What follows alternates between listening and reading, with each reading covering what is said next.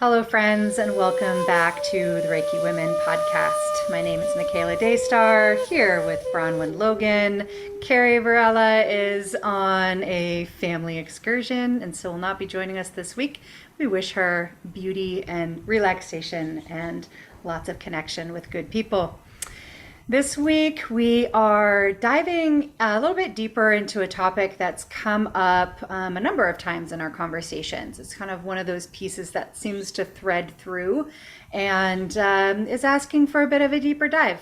And that is the connection between the system of Reiki and our intuition, this innate sense that we seem to have that has been defined in many different ways, looked at through many different lenses, scientific lenses, spiritual lenses, emotional, biological, and has some interesting commonalities across those fields, but also a lot of differences.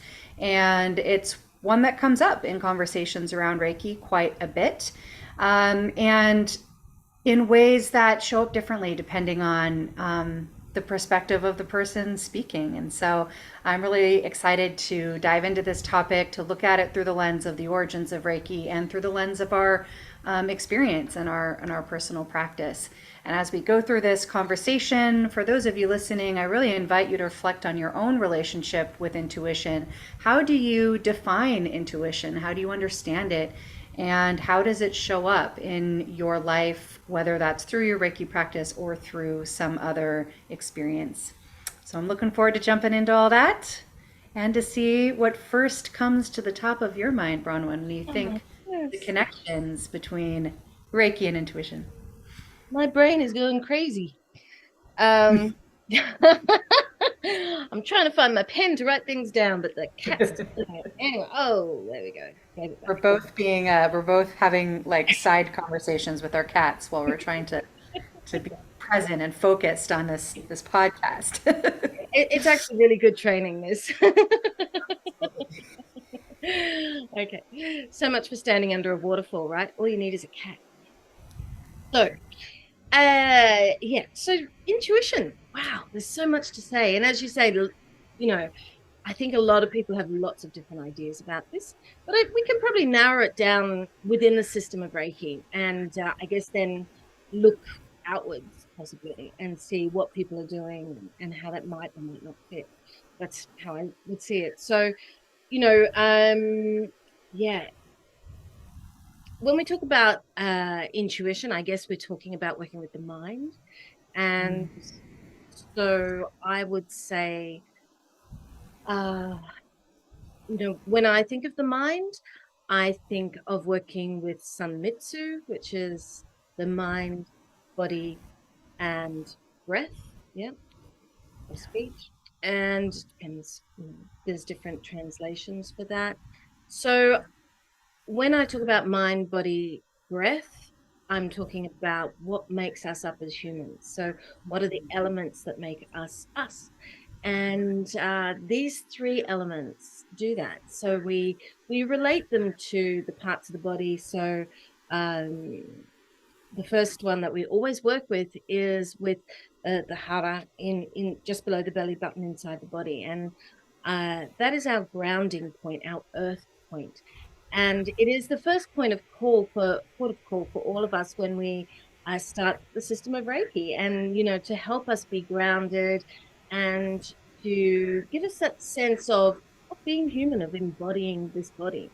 And then we move to the, dual opposite, which is the mind. And that's what we're talking about today. So when I think of the mind, I think of being grounded, because what happens is if I haven't gone to that grounded place first, then my mind is like this lovely, I said my mind was going crazy all over the place at the beginning. Well, it's like that, but even worse. So it's just like the mind takes off and the mind does what it wants to do, and it says what it thinks, but does it really think? And so it's all over the place. And I often refer to it like a balloon. So you have that helium balloon with the string is attached to the hara, to the earth, to our body. It's that physicalness that we are. We can't say we're not, we are. And that is something that's really important to us. And it's what houses us. For me, that's the first thing that I think about. And I think about the mind being connected to that groundedness. And if it's not, then the mind can be really out of control, unfocused, when we were talking about at the beginning. And, it doesn't actually, the mind does not support us. Mm. We want it to be there for us uh, to help us in that trio, in that senmitsu in the body, mind, and then at the center, at the chest, the breath.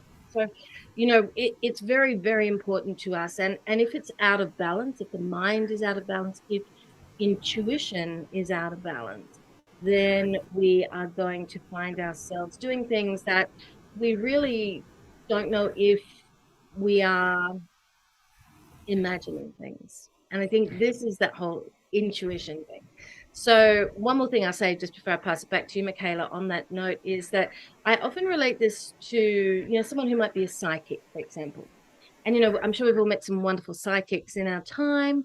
I know I have anyway. And, they can be really fantastic, and they can work out exactly, through a card, what something might mean for you. And yet, if I look at their lives, often, not always, but often, their lives are actually all in disarray. Yeah. So that thing, that not being able to manage their lives because they're out of balance, because they might work with the intuition a lot, yeah, but they don't necessarily work with the grounding. So first, starting with the grounding, moving through into that. And I think it sets us apart. It makes us, I wonder whether a robot or a machine, yeah, I think a machine can predict, for example, but can a machine be grounded? Yeah. And can a machine create predictions based on limited data, right? Because for me, and I love that you started with Sanmitsu, and Sanmitsu not only having to do with the three mysteries of our experience, the body, the mind, the breath, but specifically in the integration of those experiences into a complete experience. And, by moving through the three diamonds of Hara, head, and heart. And for me, that really becomes the template of to understand what intuition is. For me, it really is that integration of our gut, right? That gut instinct, that gut feeling, that gut reaction, that grounded place with our mental activity, with our ability to envision things, our imagination having to do with the mind, and our heart, our ability to sense the energetic field of the life around us, and to reach out from ourself with that compassionate connection. It's those things integrated, and then it's those things bridging into the outside world, right? Through interconnectedness, through our connection with the web of life, because our intuition oftentimes not only kind of operates on our own thoughts and feelings, but it operates on our relationship to the outside world. So the way in which we'll notice things in the landscape around us that provide some sort of insight or information about whatever it is that we're intuiting or puzzling over. The way in which somebody will say just the right thing and we'll catch it, right? It's this interaction between our grounded and reaching and connected self and the world around us via interconnection. And for me, a lot of the structures that we use, the mapping that we use inside of the system of Reiki when we're looking at it from its origins, really, really point to that experience of having this amazing landscape inside of ourselves that calls on so many different forms of resourcing in order to make decisions when we don't have all of the information, or notice when we're being called in a direction that maybe is counter to the information we have. We might have information that says, this is the correct direction, 100%. The data says this way. And there's something in your body, something in your system, something in your heart, your mind, your sense, your feeling that says, no, it's this direction, right?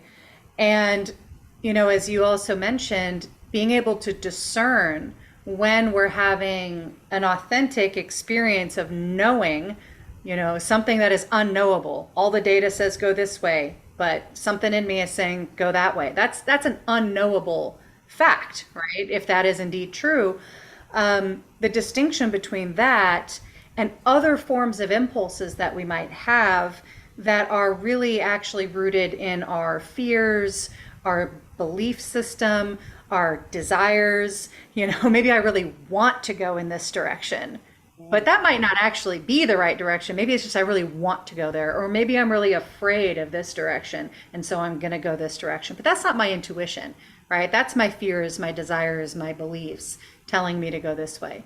How do we know when it's truly an intuitive instruction that's coming through our whole self and our connection with the outside world? And I think really hit on one of the first,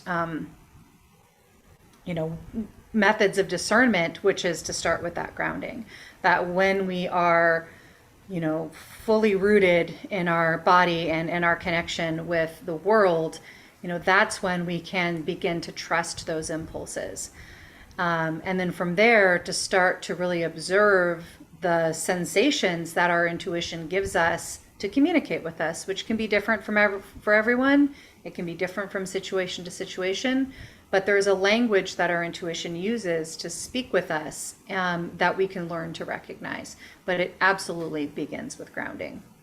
Yeah, it doesn't, intuition doesn't work on its own, I guess is probably that point, isn't it?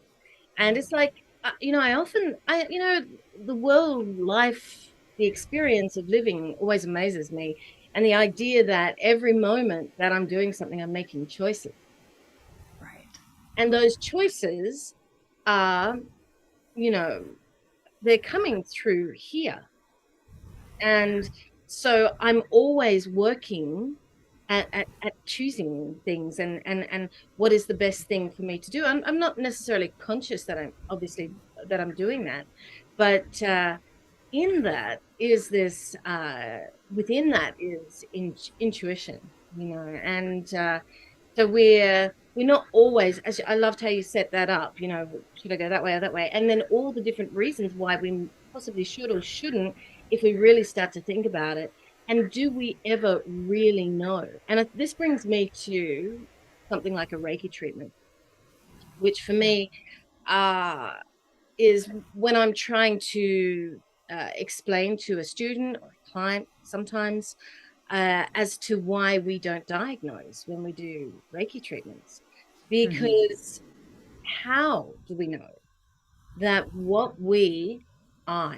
yeah, that what I am thinking about when I'm doing that Reiki treatment, how do I know that that the thoughts that might come into my head are related solely for the wellness and health and good being of the person lying there in front of me. As you say, it might be my fear of not saying something or not thinking of something. So to say to them, to maybe I think, oh, what can I, what I should have something to say to them.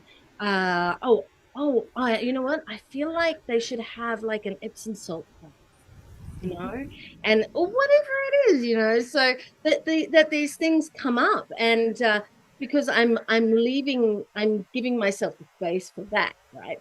But what am I doing? I'm actually moving far away from the idea that the actual treatment itself is the healing.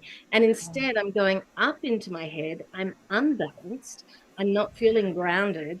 And in that space of unbalancedness, I'm searching for something that's going to give me some sort of power or face or just allay a fear that it doesn't, that I don't look like I look like I'm not, I don't know what I'm doing or whatever it might be. Yeah. So at the time, it might seem really reasonable for me to think, oh no, I'm not that I need to think of something to say, for example, and yet uh, to let go of that you know, Yeah.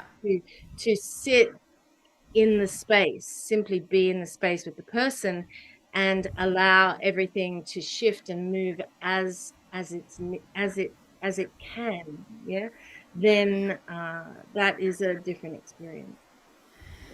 Yeah, it's a really interesting and important place to examine the relationship between Reiki and intuition in a session with another person, because this is a place where that process of discernment is really, really important, and holding the ability to develop our intuition alongside humility and self responsibility, knowing that if we're imparting information to another person as if it's fact, as if it's absolute, then we're opening ourselves and them up to being stirred and steered by, my fears, my desires, my subconscious things.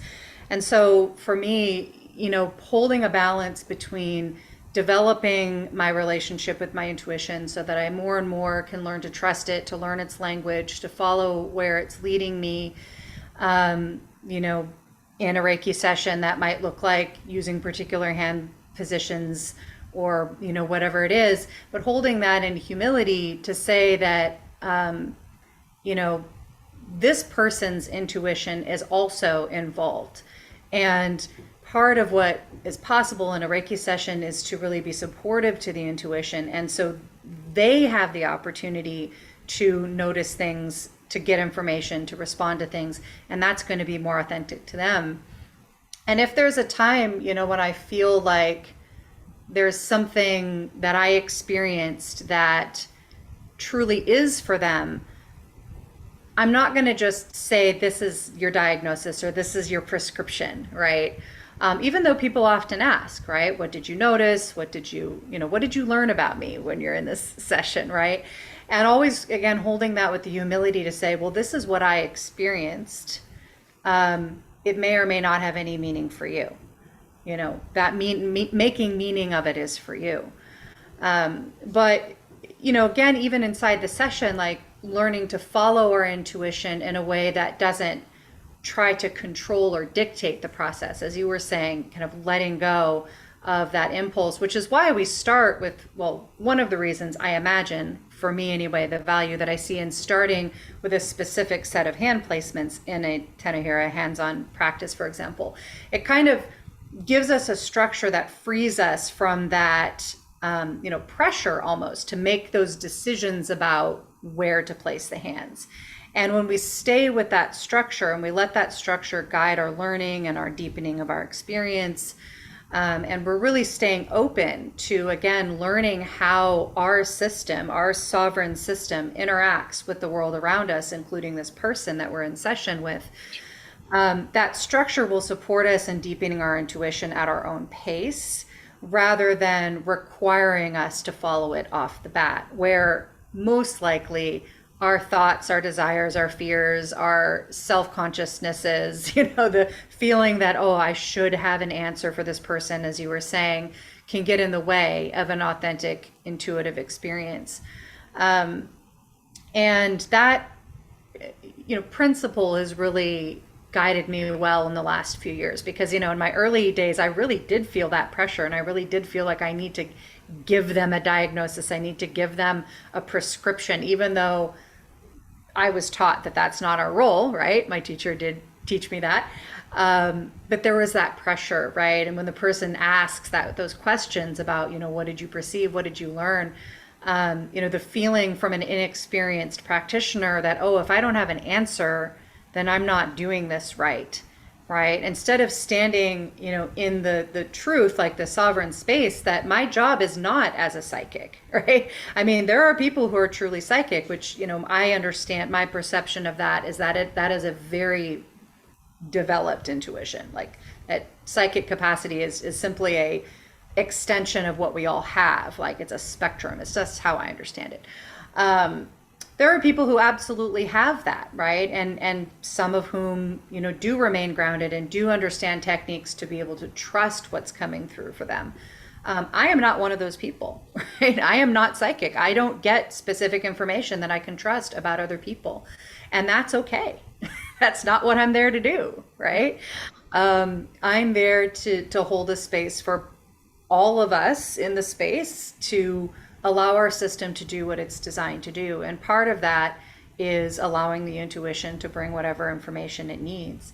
And so oftentimes the person has already received whatever, through their own intuition, whatever it is that they need. And they might be looking for validation from me. And I've found that the best way I can provide that validation is to affirm what they have experienced and to share my experience if it feels like that's really wanted by them. But yeah, the temptation to know more than we do is strong. It can be very strong. I think, for me, that the whole thing of setting up a Reiki treatment is where that is how you work with that situation. And I know that, there'd be a lot of Reiki practitioners listening to this who are often thinking, oh, how do I do that? How do I not, when people are asking or whatever. But for me, I always find that saying before a treatment that I don't diagnose, for example, that, and more importantly than all of this is that they are the ones that create their own healing. If people have that idea when they're lying on the table, oh, it's not what she's doing, right? It's what I'm doing, then there's going to be a whole different conversation at the end of the treatment anyway, because that person will not be looking to you for validation. Right. They may say, this is what I felt and this is how I'm feeling, but they're not saying, oh, is that right, practitioner? Right. They're just saying, this is what I went through, and that was really interesting for me, and this is how I'm feeling right now, and wow, gosh, yeah it can be a really challenging habit and like social structure to interrupt, though, even when we set it up ahead of time, which has been part of my practice for a long time. The cultural expectation that we often have is that when you go to an expert for something, a treatment of any kind, from medical to fixing your car, they're going to have the answers, right? They're going to diagnose something, they're going to observe some things, they're going to do some things, they're going to tinker with some things, and then they're going to learn, and they're going to feed that back to you and give you instructions on what they experienced and what to do about it. And that's a very hard expectation to break. But at the same time, in the context of a Reiki session, I mean, there's certainly times when that's appropriate, right? I want my mechanic to operate in that way, right? I can't fix my car.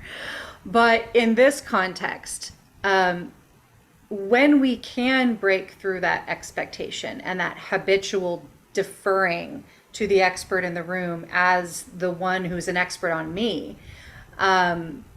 it's incredibly empowering. And it actually can increase a person's intuitive capacity when they can really step into that role, right? When we can affirm enough times, and often we have to affirm it at the front end, at the back end, that their system knows what they need, is actively participating in that already. I am here to hold a space. I have expertise in techniques for holding a space for your system to do the work it's already doing. That's my expertise. You are the expert in you and your life and your experience.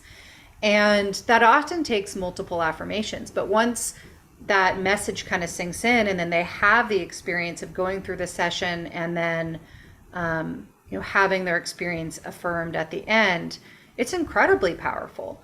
And that ability to take responsibility for their own experience and their own healing inside of a well-managed container, right? Not one where they felt like they've just been thrown to the wind, right? Oh, now I'm responsible for, something that I feel very out of control around, not that experience. A tightly well-managed container that then affirms their ability to work through whatever it is, that they can trust their intuition, because, and helping them with the grounding, the reaching, the connecting that integrates all of the parts of us so that our intuition can function at its full capacity. Powerful for people. Mm. And probably the most valuable thing that I offer, honestly, as a Reiki practitioner. Yeah, just what you're saying then, to me, it seems like as the practitioner, I mean, I think it's just absolutely magic, and just that whole experience, and that for someone to have some insight into their own lives and the health and well-being, to touch some sense of truth in that, see the stories that they're creating in their lives, that is absolutely amazing. And if we can help with that, then that is wonderful. But what I was going to say is, I think that we are almost like the grounding for them in that situation. Mm-hmm. So it's a safe place. um it's uh it's it's like you are there saying nothing bad is going to happen to you, right?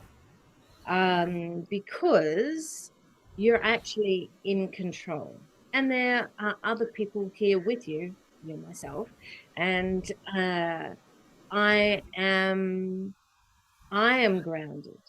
And if I am grounded, then it's like that balloon is their balloon is touching, being held by you, you know? And that's why we can't do it on our own sometimes. Sometimes we do need other people. Yeah. And but what is that job exactly? I mean, as I said, I think we're always being intuitive. Every moment is a choice. So we're always doing things without necessarily consciously going, oh, this is the right thing. This is right because, and working it out mechanically. We work through our gut a lot, Yeah. and having that balance for ourselves, but also then, as we said, in a Reiki treatment for that client, that is actually incredibly important. And possibly it's something maybe we don't pay enough attention to, because we're paying attention to the phenomena rather than the fact that why we're actually there for them. Yeah. Yeah. Yeah, and this piece that you're talking about around, our role as one who's holding the balloon, right, and being that grounding force, and that it's their system and their intuition that's doing the healing. That's a really important principle. Kind of looking at it from the perspective of being trauma informed in our perspective. When I teach my class on cultivating trauma informed practice, one of the principles that is really important to focus on is that the expert in the room is the client, and that, one of the things that abuse, for example, or living inside of oppressive systems that are constantly kind of working on us, or, having multiple experiences of harm in any way, one of the things that those experiences does is it wears down our ability to trust our own intuition. Because, for example, in an abusive situation, oftentimes we're being told all the time by an abuser that we can't trust what we're feeling and thinking, right? Or our impulse to leave that situation or to resist it is getting tamped down all the time, from that other person, but also from ourselves, right? From our own fear of what will happen, our own reliance on things being, staying kind of even, and balanced in a volatile situation. And so, there's many experiences that we have that cause us to disconnect from paying attention to our intuition. And, I had a long period of time in my life where just, a persistent source of kind of undermining my feelings that was present in my life caused me to almost consciously, but really unconsciously disconnect from my intuition because my intuition was telling me, get the hell out of there. Um, and I wasn't listening, I wasn't ready. And so that built up over time and it started manifesting in physical issues, a lot of gut issues, right? Because the intuition often talks really clearly through our gut, through the fluttering of our heart, right? Through the thoughts that we have. And, physical dis-ease was building up as I was ignoring the messaging coming from my intuition. And one of the first things that I did when I finally moved out of that situation was to actively work on rebuilding my intuition. And so to be in spaces where my knowing about myself and my needs and how I feel and what I need and what action I should take, being affirmed in that was a huge part of recovery from that experience.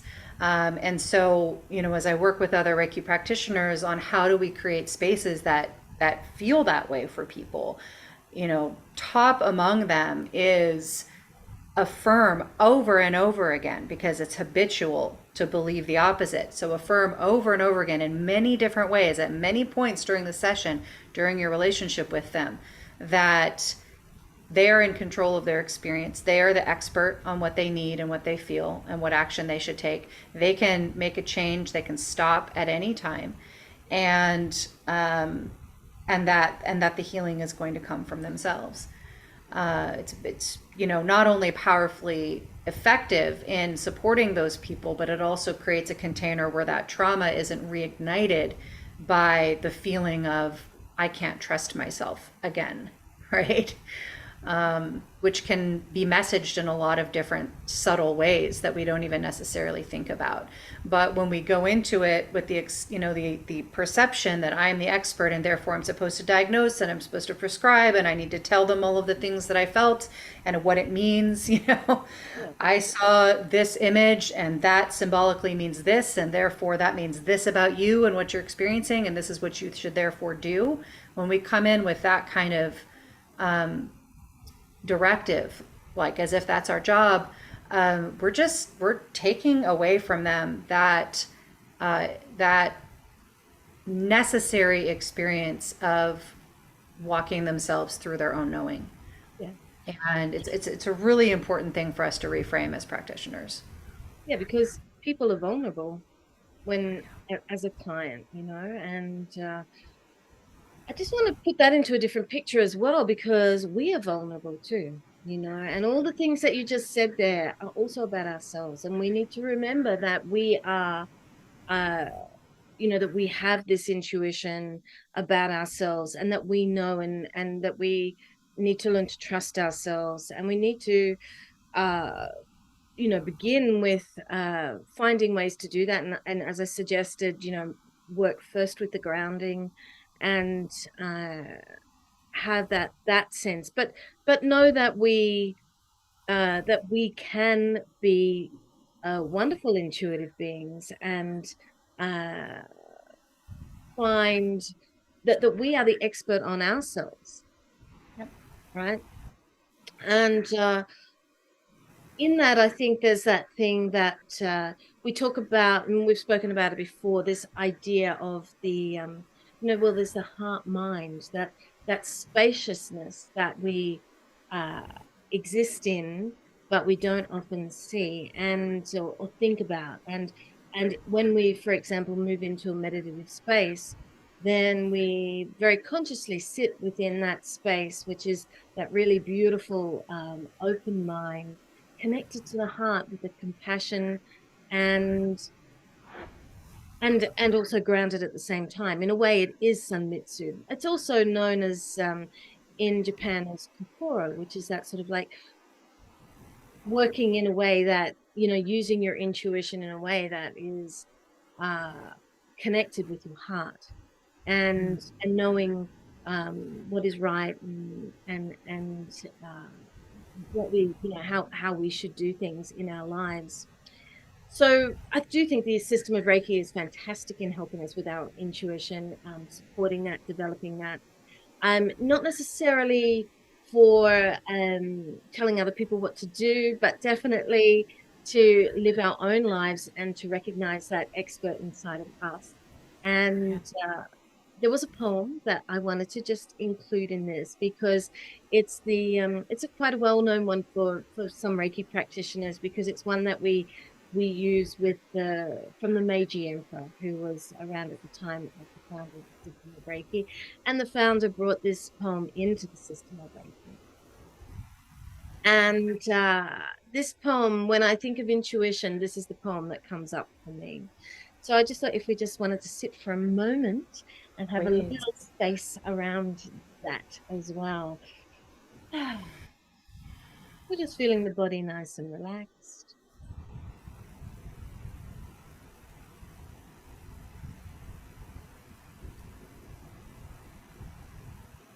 Feeling the breath moving in, just recognizing the breath moving in and out of the body. Allowing the breath to move deeply down into the body.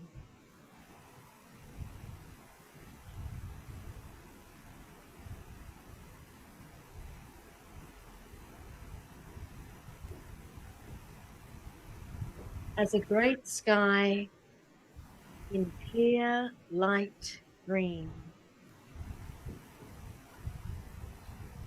I wish my heart would be as vast.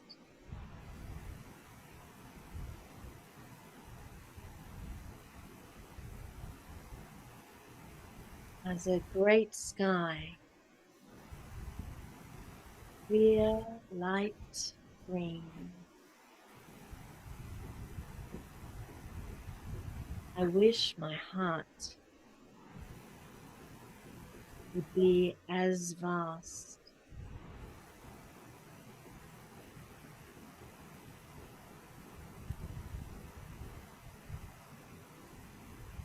As a great sky, clear light green,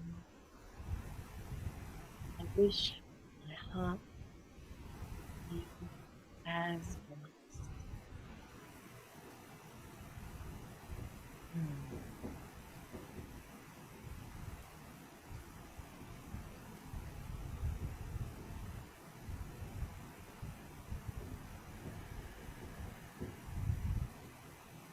Yeah, I love that one.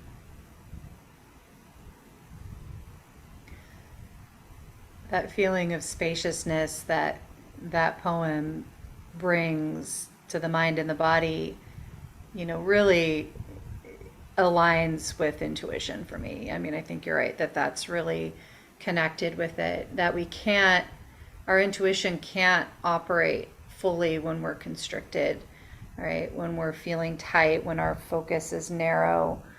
Um, Not to mean, you know, narrow as in like cut off from, from information, not narrow as in being focused on something.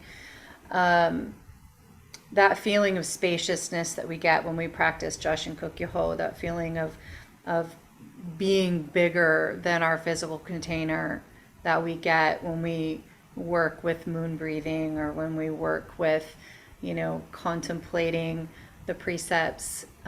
All of that serves to clear away what's in the way of our intuition speaking to us. So I think that part of